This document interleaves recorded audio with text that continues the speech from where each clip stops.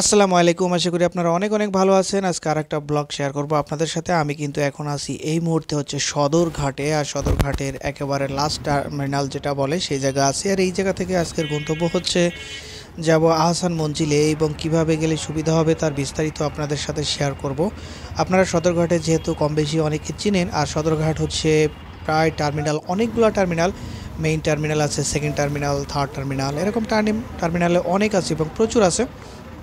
তো যাই হোক, আমি কিন্তু অলরেডি থার্ড টার্মিনালে আছি, এবং এইটা যে দেখতে পাচ্ছেন ওটা হচ্ছে সদরঘাটের।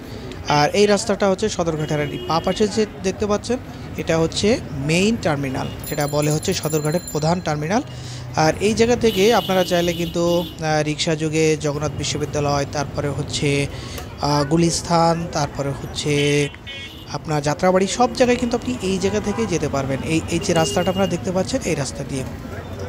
আর এটা হচ্ছে মার্কেট, বিশাল একটা মার্কেট। আর এটা হচ্ছে পুরোটাই তো আপনারা দেখতেই পাচ্ছেন যে এটা হচ্ছে টার্মিনাল এবং মেইন টার্মিনাল। আর এই জায়গা থেকে কিন্তু বেশি দূরে না, ঢাকা আহসান মঞ্জিল বেশি দূরে না, মঞ্জিল হচ্ছে আপনার একেবারে কাছাকাছি, বেশি দূরে না।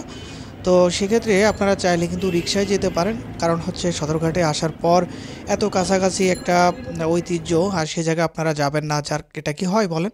তো যার কারণে আমি হচ্ছে এই রাস্তা দিয়ে আজকে গিয়েছি এবং আপনাদের সাথে ভিডিওটা শেয়ার করতেছি।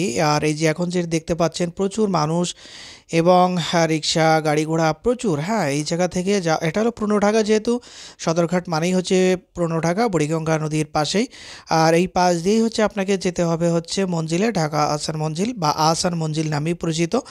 আর বেশি দূরে না, এই জায়গা থেকে রিক্সায় মেবি 30 টাকা নেবে অথবা 20 টাকা নেবে এরকম। সোজা যে রাস্তাটা এটাও কিন্তু আপনার কেরানীগঞ্জে যাওয়ার সেই ঘাট।